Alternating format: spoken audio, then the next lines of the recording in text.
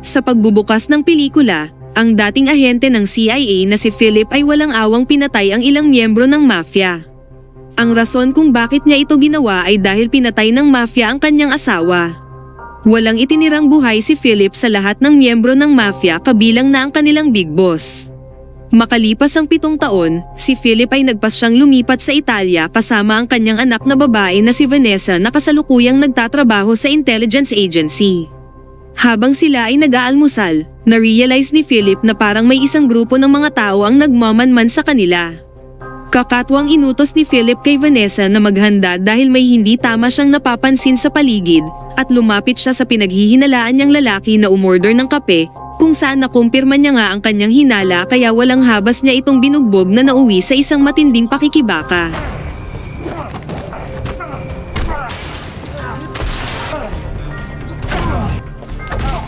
Napansin niya ang lalaking nagtangkang patayin si Vanessa kaya nagmadali silang tumakas pero hinabol sila ng 2 salarin na nakamotorsiklo. Matapos ang mahabang habulan ay na-corner sila, iniwan silang walang ibang pagpipilian kundi ang lumaban. Sa kabutihang palad matagumpay nilang napatay ang mga humahabol at inutos ni Philip kay Vanessa na pansamantalang maghintay dito sa pier habang uuwi siya para kumuha ng mga armas. Nagtataka si Philip kung sino ang mga ito na humahabol sa kanila. Habang hinahanap ni Philip ang kanyang baril sa drawer, nakarinig siya ng mga paghakbang sa kanyang bahay at ito nga ay mga kalaban na gusto siyang patayin.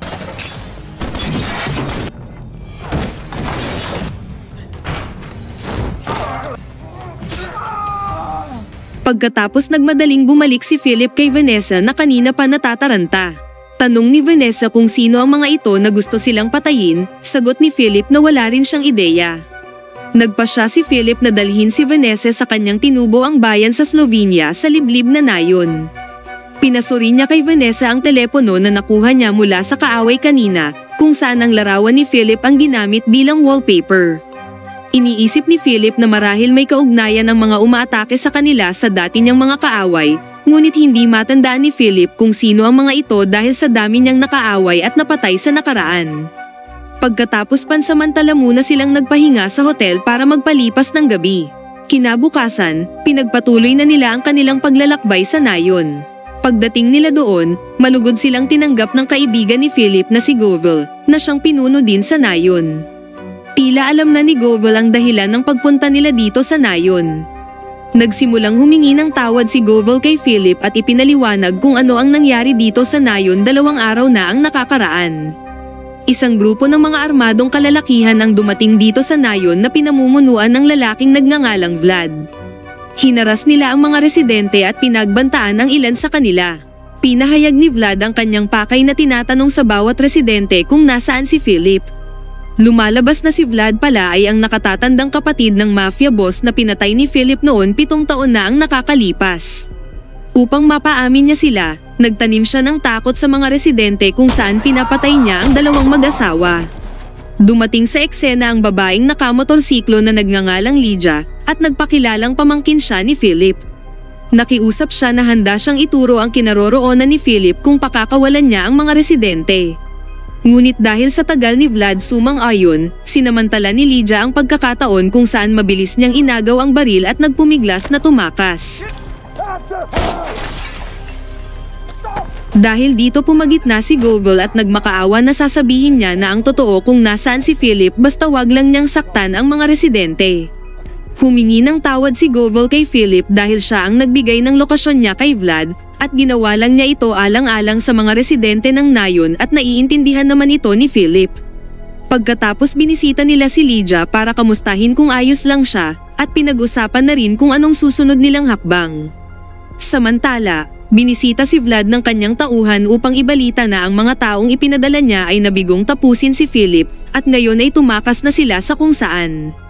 Nang marinig ito, inutusan ni Vlad ang kanyang mga tauhan na magplano ng ibang paraan para patayin si Philip. Nagpas siyang pumunta si Philip at Vanessa sa Northern Italy upang makipagkita sa dating kaibigan ni Philip sa CIA na si Agent Holman. Hindi na nagpatumpik-tumpik si Philip na sabihin ang kanyang pakay para pabagsakin si Vlad. Nang marinig ito ni Holman ay binalaan niya si Philip na hindi ganon kadali ang hinihiling niya dahil si Vlad ay lubhang makapangyarihang tao.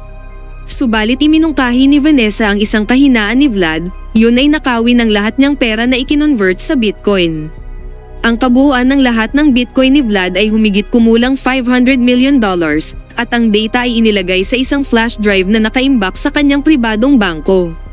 Kung magtatagumpay silang nakawin ng flash drive na iyon, siguradong ito ang magpapabagsak kay Vlad. Nagulat si Holman kung paano ito nalaman lahat ni Vanessa, kaya sinabi ni Vanessa na nagtatrabaho siya sa intelligence agency at marami siyang network. Sa huli ay nakumbinsi nila si Holman na tulungan silang nakawin ng flash drive ni Vlad pero kailangan muna nilang planuhin ng mausisa ang kanilang estratehiya. Dinala sila ni Holman sa Marangyang Hotel para doon nila isagawa ang pagpaplano. Ang hotel na kinaroroonan nila ay hindi gaanong kalayuan sa lokasyon ng pribadong bangko ni Vlad. Nagmungkahi si Holman na pasukin nila ang bangko sa lalong madaling panahon ngunit tutol dito si Philip lalo na't hindi nila alam kung saan eksaktong nakatago ang flash drive. Nakaisip ng ideya si Vanessa na magpanggap bilang customer upang magdeposito ng pekeng brilyante. Una ay pinag-aralan muna nila ang mga oras at sitwasyon sa paligid ng bangko bago nila isagawa ang plano. Samantala habang nag-aalmusal si Vlad, nag-hire siya ng hitman para tugisin si Philip. Ngunit humingi muna ng paunang bayad ang hitman dahil baka raw hindi siya kaagad bayaran ni Vlad. Nainsulto si Vlad sa kanya kaya walang pag-aalinlangan pinatay niya ang hitman. Samantala, naghahanda na si Vanessa, Philip at Holman sa kanilang misyon. Nang pumasok na si Vanessa sa bangko, tinawagan ni Holman si Vlad para ipahatid ang pinaplano ni Philip na nakawin ang kanyang flash drive. Dito nabunyag na si Holman pala ay kasabwat ni Vlad. Nang mapag-alaman ito ay agad ipinadala ni Vlad ang kanyang mga tauhan sa bangko para pigilan sina Vanessa at Philip. Sa kabilang banda, nakapasok na si Vanessa sa bangko at nakipagkita sa bank manager. Inilabas niya ang kanyang pekeng brilyante at nagkunwaring ide-deposito ito sa bank safe. Nang tingnan ng bank manager sa computer kung saang safe ang available na pagdedeposituhan ng kanyang brilyante, palihim na nagkabit si Vanessa ng isang device sa likod ng monitor. Ang device na ito ay may kakayahang mag-detect at i-hack ang security system ng bank safe. Pagkatapos makapili ang manager ng bank safe para kay Vanessa ay dumiretso na sila sa bank safe. Pagdating doon ay agad pinatulog ni Vanessa ang manager at tiningnan sa kanyang cellphone kung saan nakaimbak ang flash drive ni Vlad sa tulong ng device na ikinabit niya kanina. Natunton niya ito sa safe number 333 at agad siyang nagkabit ng C4 at sa wakas tagumpay niyang nakuha ang flash drive ni Vlad. Pinigilan siya ng ilang gwardya na nakarinig ng pagsabog kaya kinailangan niyang patumbahin sila sa ayaw at sa gusto niya. Ligtas siyang nakalabas ng bangko kung saan nag-aabang sa kanya sa labas si Lydia at dali-dali silang tumakas sakay ng motorsiklo. Saktong dumating na rin ang mga tauhan ni Vlad at walang habas nilang hinabol si Vanessa at Lydia. Sa gitna ng habulan, nagawang maisahan ni Vanessa ang mga humahabol sa kanya at agad niyang iniabot ang flash drive kay Holman habang si Lydia ay sinadyang ilihis ang atensyon ng mga tauhan ni Vlad. Lingid sa kaalaman ni Vlad, si Philip ay nakapasok na sa kanyang kuta at isa-isa niyang pinatay ang mga gwardya sa labas.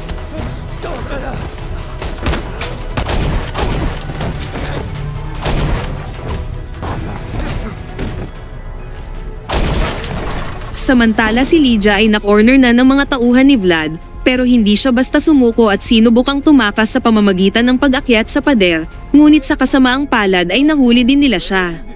Si Philip ay kinumpronta na mismo si Vlad. Pinalaban ni Vlad ang kanyang tauhan kay Philip habang siya ay nagtungo sa silid para kumuha ng mga armas. Walang kahirap-hirap na inubos ni Philip ang mga tauhan ni Vlad hanggang sa huli ay nagtuos na si Vlad at Philip sa matinding labanan. Ngunit gaya ng inaasahan ay madali lang din niyang nadaig si Vlad, pero bago niya pa siya mapatay, dumating ang kasintahan ni Vlad para balaan si Philip na hawak na nilang bihag ang kanyang pamangkin. Dahil dito walang choice si Philip kundi pakawalan at sundin ang utos ni Vlad alang-alang kay Lydia. Pinaalis ni Vlad si Philip sa villa kapalit ng kalayaan ni Lydia. Pag-alis ni Philip, tinawagan siya ni Holman na isang traidor para ipaalam kay Vlad na nasa kamay na niya ang flash drive kaya wala na siyang dapat ipag-alala. Maya-maya ay nagkita si Vanessa at Philip sa simbahan at mahigpit na niyakap siya ni Vanessa sa sobrang pag-aalala. Tinanong niya si Philip kung tagumpay siyang napatay si Vlad kaya tumugon si Vlad na hindi, dahil hawak ni Vlad si Vanessa bilang hostage.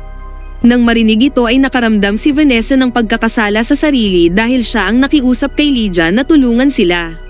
Ngunit pinakalma siya ni Philip at sinabing mayroon siyang ibang plano para iligtas si Lydia at tapusin si Vlad. Si Lydia ay nasa villa na ni Vlad at mukhang tuwang-tuwa si Vlad dahil magagamit niya si Lydia para patayin si Philip at Vanessa. Sa parehong oras ay dumating na rin si Holman at agad na binigay ang flash drive kay Vlad. Pero nang suriin nila ito sa computer, napag-alaman nilang peke ito dahil ang totoong flash drive ay nasa mga kamay pa rin ni Vanessa at naisahan nila si Vlad at Holman. Tumawag si Philip kay Holman upang ipaalam na hawak niya ang flash drive at nakipag-deal siya kay Vlad na ibabalik niya ang flash drive kapalit ni Lydia. Sinabi niya rin kay Holman na sa una pa lang ay alam niyang siya ay isang traidor dahil siya lang ang tanging nakakaalam ng nayon na tinitirhan niya sa Slovenia, kaya marahil siya lang din ang nagbunyag kay Vlad ng lokasyon nito. Pagkatapos pinaalam ni Philip kay Vlad na hihintayin niya sila sa village kung saan doon nila isasagawa ang palitan sa pagitan ni Lydia at ng flash drive. Dahil ayaw niyang mawala na lang ng ganoon ang kanyang $500 million, wala siyang ibang choice kundi sumunod sa kagustuhan ni Philip. Pinangako ni Vlad sa sarili na papatayin niya si Philip sa anumang paraan upang ipaghiganti ang kanyang kapatid. Sa kabilang banda, pinuntahan ni Philip at Vanessa si Goebel para humingi ng tulong. Pinaalam niya na kasalukuyang bihag ngayon ni Vlad si Lydia pero hawak din naman niya ang flash drive ni Vlad at sa lalong madaling panahon ay pupunta dito si Vlad para makipagpalitan kaya kailangan nilang itago lahat ng mga taga-nayon sa monasteryo. At kapag natapos na ang palitan, sinabi ni Philip kay Goebel ang kanyang plano na gayon din naman si Vlad, inihanda niya ang lahat ng mga tauhan para tapusin si Philip pagkatapos ng deal. Dinala ni Goebel si Philip at Vanessa sa kanilang sikretong imbakan ng mga armas. Long story short, nakarating na si Vlad sa village. Tinutukan ni Vlad ng baril si Lydia habang tinatawag si Philip. Walang takot na humarap si Philip para ibigay ang flash drive, habang si Vanessa ay naghahanda na rin sa di kalayuan. Nang makumpirma nila sa computer na legit ang flash drive, sa kasamaang palad hindi tumupad si Vlad sa kasunduan, kaya nauwi ito sa kaguluhan. Habang nagkakaroon ng palitan ng putok sa pagitan ng dalawang panig, palihim namang kinuha ni Holman ang flash drive at tumakas sa eksena. Hinarap ni Philip sa matinding pakikibaka ang right hand ni Vlad, habang nasundan naman ni Vanessa si Holman at naglaban din sila.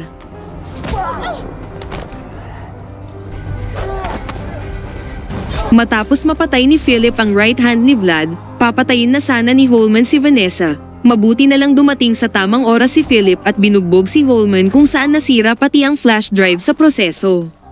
Nagawang pakawala ni Lydia ang sarili at muling nagsama ang tatlo. Samantala si Vlad ay tumakbo tungo sa simbahan na lubhang sugatan dahil sa tinamong pagbaril kanina. Sinalubong siya ni Goebel at lahat ng mga galit na residente na walang awa siyang pinatay.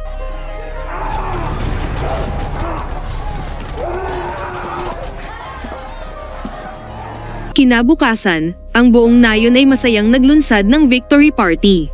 Pinaalam ni Vanessa kay Philip na mayroon siyang kopya ng flash drive ni Vlad na naglalaman ng $500 million at nilalayo nilang gamitin ang pera para palaguin ang kanilang nayon at dito na nagtatapos ang pelikula.